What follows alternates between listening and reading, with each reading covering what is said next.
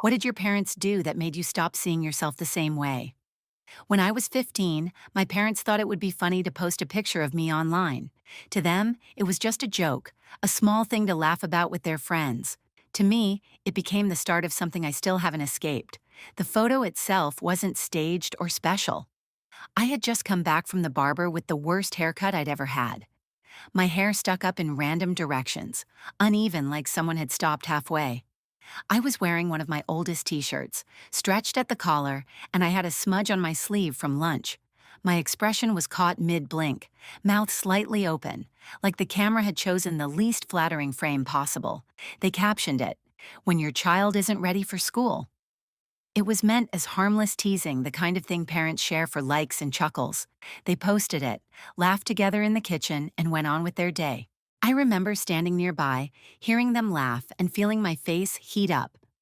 I said, "Don't post that, it looks bad." They waved me off. "Relax, it's just for our friends." I wanted to believe that. I wanted to think it would disappear in a few hours under new posts and jokes, but it didn't. Their friends shared it. Then those friends shared it again. It slipped into local groups, into forums where strangers didn't know me, didn't care about me, and only saw the funny side of someone else's kid looking ridiculous. That night, when I checked my phone, I saw the photo already spreading. People I didn't even know had tagged each other in it. My stomach dropped. It wasn't just family humor anymore. It had left our house and I couldn't pull it back. I went to bed telling myself it would die down, but deep down, I already knew. The internet doesn't forget, and tomorrow was going to be different. The next morning at school, I understood how fast the internet can turn a private moment into a public stage. I walked through the gates, and instead of the usual chatter and noise, I felt eyes on me. People were already whispering, some trying not to laugh outright, others smirking openly. By the time I got to my locker, I knew. Someone had printed the photo and taped it inside, right where I'd see it first thing. A few kids walked by and said the caption out loud, "Not ready for school." As if it was my new name. I wanted to tear it down, to scream, but I froze. I just stood there, cheeks burning, hands stiff, like maybe if I didn't react, it would pass. It didn't. Every class that day had a moment. A snicker when I raised my hand, a phone screen flashing the picture across the room, whispers that weren't really whispers. Even one of the teachers, trying to be funny, made a comment that echoed the caption. The whole class laughed. I laughed too, because what else could I do? Inside, it felt like I'd been erased. That photo wasn't just online anymore. It had stepped off the screen and started walking the hallways with me. When people looked at me, they didn't see me. They saw that meme. It didn't matter if I spoke up in class, played sports, or tried to talk to someone. The image went first, like a mask glued to my face. At night, scrolling through my phone, I found the photo in places I'd never expected. Local groups, threads where strangers made jokes about my haircut, about my face, about me as if I were some fictional character they could mock without guilt. I wanted to reply, to defend myself, but I knew any answer would just become more fuel. That was when the first crack opened inside me, the sense that my own reflection was no longer mine. I started avoiding mirrors, or if I had to look, I looked quickly, never too long. Because every time I did, I didn't see myself. I saw the photo frozen and stupid staring back at me. At home, I tried to explain what was happening. I told them about the locker, the laughing, the teacher's joke. I said, "It's not funny anymore. Please take it down." They looked at each other like I was being dramatic. My mom said, "It's just a silly picture." My dad added, "You know your classmates. Tomorrow they'll find a new toy." Tomorrow came and it got worse. I showed them screenshots from forums and local groups. Strangers were saving the image, reposting it with new captions. My mom's face fell a little, but she still said, "We didn't mean for this to happen." My dad, "People are overreacting." "People are reacting to what you posted," I said. "You started it." The room went quiet in that heavy way that means nobody wants to be the first to admit it. They did take the post down, 2 days too late. By then, the screenshot had grown legs. My parents thought deleting it would end the joke, like shutting a door in a house that's already burned. They didn't post a correction or an apology. They just went silent and hoped the internet would too. At dinner, they tried small talk, like we could slide past it. My mother said, "You know we love you." My father said, "We would never hurt you on purpose." I believed both things and still felt angry because intent didn't change what my day looked like now. I kept pushing. Can you at least message the group where it started? Ask people to stop sharing? They said they would. Maybe they did. It didn't matter. The picture had already jumped to places where their names meant nothing. The next week, I stopped eating breakfast at the table. I grabbed something and left early. They noticed. My mom knocked on my door and said, "We're sorry, okay?" I wanted to ask, "Sorry for the post or sorry for the fallout you don't want to see?" I didn't. I said okay and felt nothing. The worst part was how normal everything looked from their side. Same couch, same TV, same weekend plans.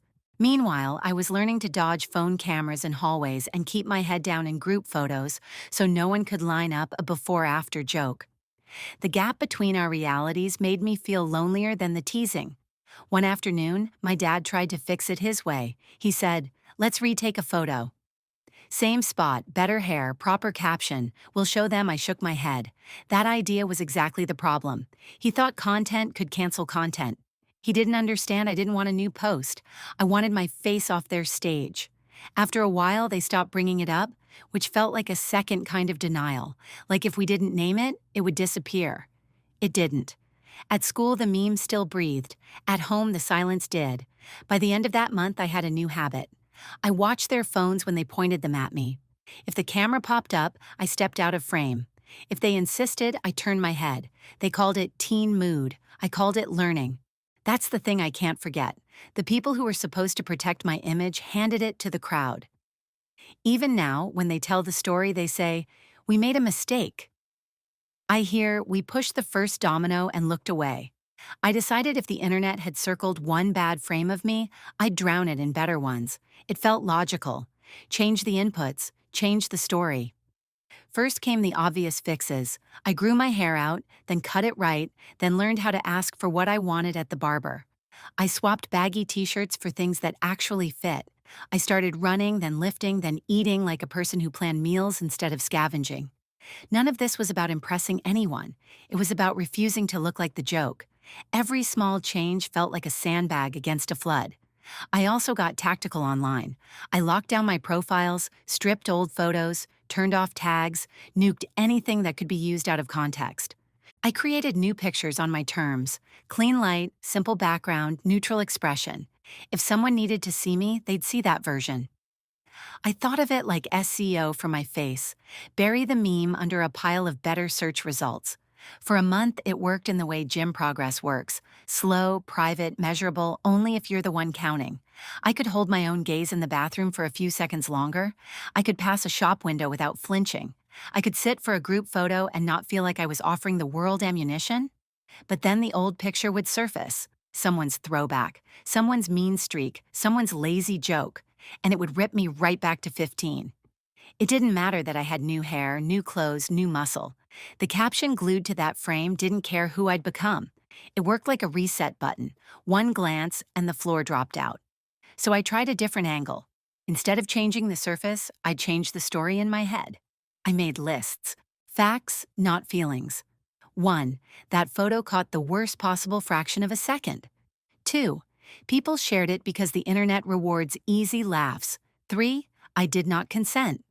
4. My parents made a mistake and a crowd made it bigger. 5. I'm allowed to exist in pictures without being auditioned for comedy. I taped the list inside my closet.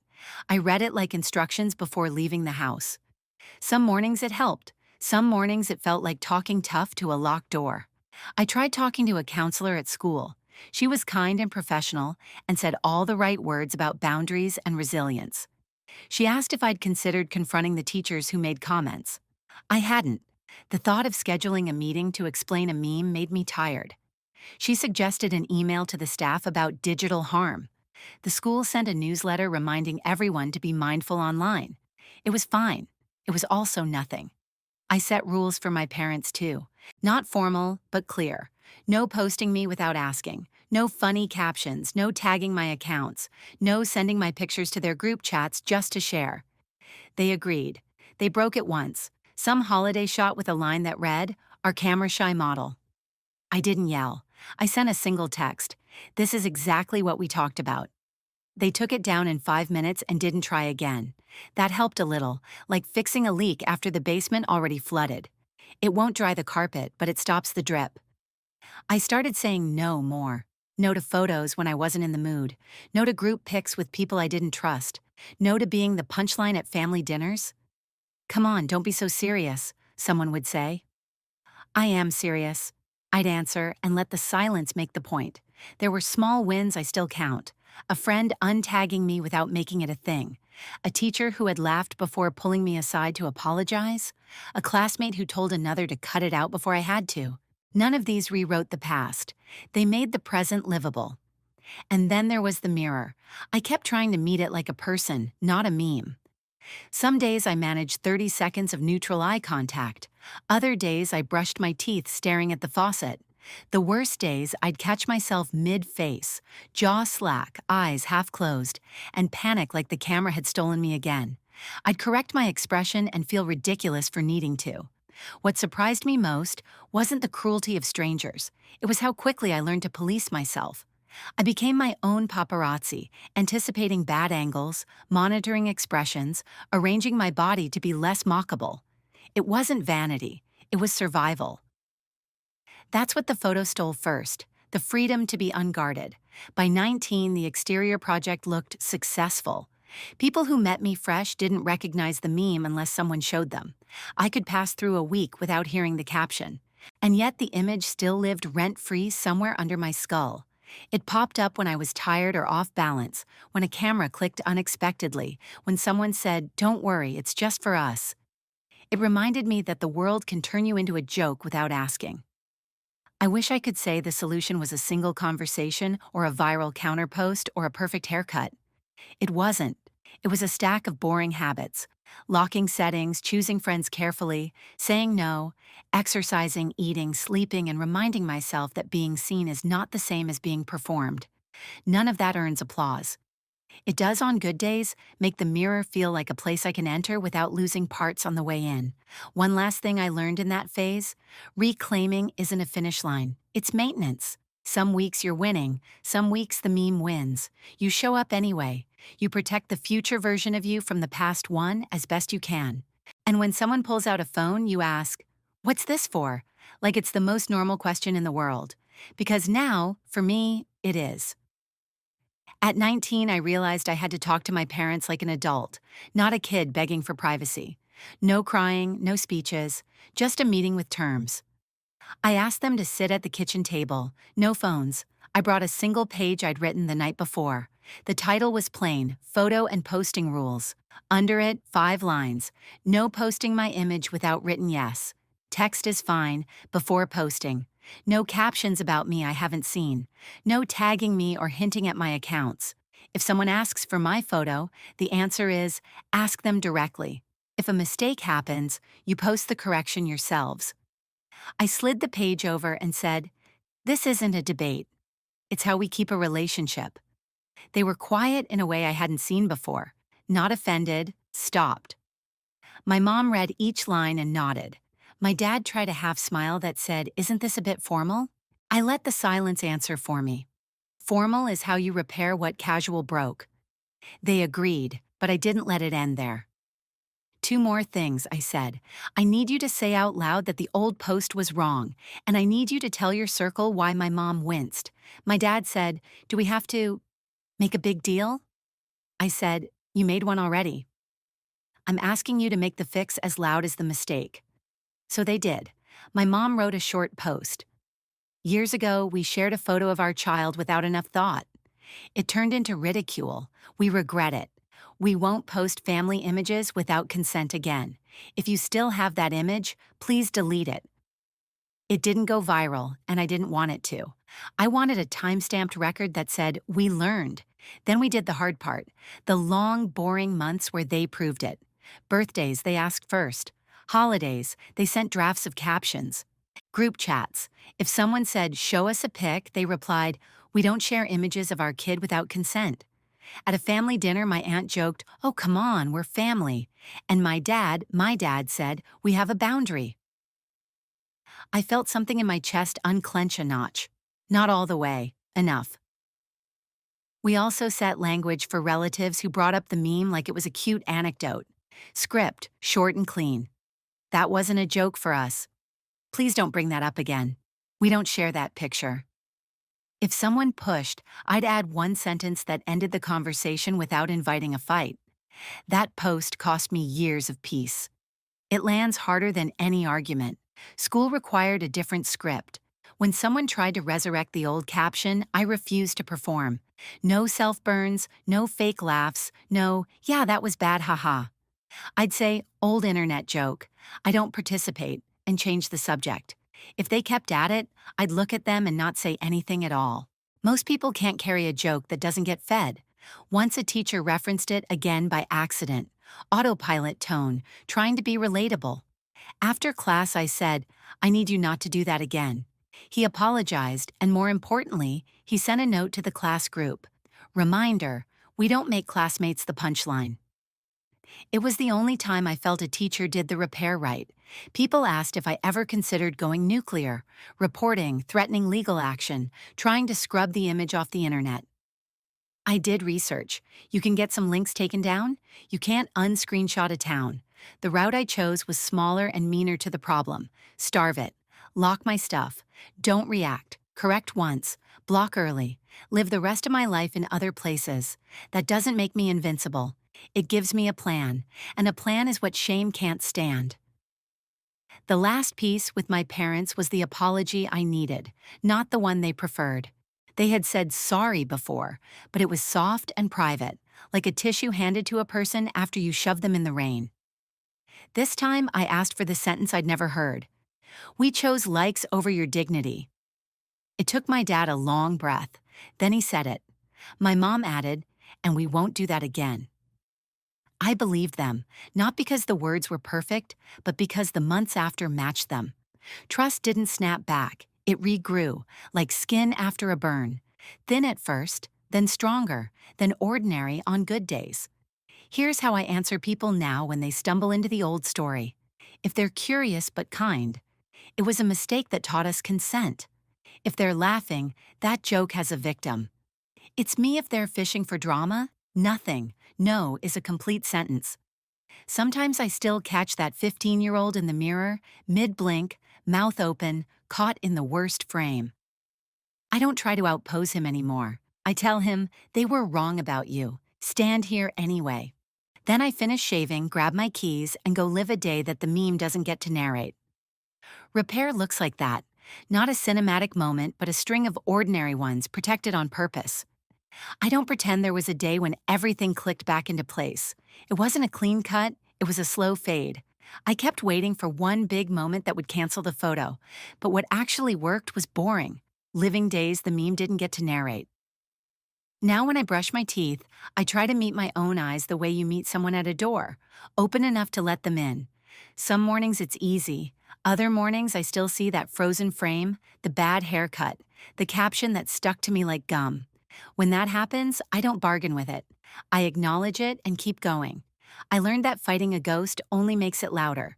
I set rules for myself that don't require anyone's permission. If a camera comes out, I decide whether I'm in the picture. If someone brings up the old joke, I don't audition for their comfort. If I feel the old panic creep up, I slow down instead of speeding up. Those choices are small, but they add up to a life I recognize. My parents and I found a normal that doesn't erase what happened. We talk like adults now. They ask before posting. They accept no for an answer. Sometimes my mom looks at me like she's trying to repair a moment she can't reach. I let her do it in the only way that matters, by being different today. My dad makes a point of saying out loud that consent is part of love. It lands every time. We don't dissect the past in circles, we prove the present in steps. At school and online, the image pops up less. It still shows up once in a while, like a bad song the algorithm refuses to delete. When it does, I don't explain. The people who need the story won't use it well. The people who matter already know it. I learned to walk away without giving the room a performance. Silence can be a boundary instead of a retreat. What surprised me most was how much of this work was private. No takedown link made me whole. No perfect haircut redeemed anything. The real repair was refusing to let that 1 second define the other seconds.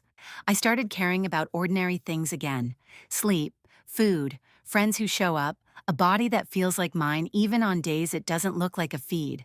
It wasn't inspirational, it was necessary.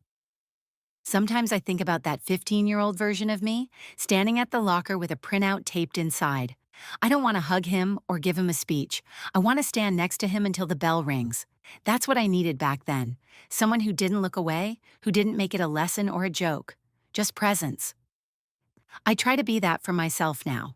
If I had one sentence for any parent hovering over a post button, it would be simple. Your laugh is not worth your child's face. That isn't poetry. It's the math of it. Likes are cheap. A person's image is not. I'm 19 and I do look in the mirror again. Some days the face is clear. Some days the outline is enough. On good days, I forget there was ever a caption. On hard days, I remember, and I still leave the house. I've learned that identity isn't a mask you put on. It's what remains when the mask slides off and you're still there, washing your hands, tying your shoes, catching your reflection in a window, and not bracing for impact. I won't say I'm over it. I'll say I'm beyond the part where it gets to choose my route. The photo exists, so do I. Only one of us gets a future.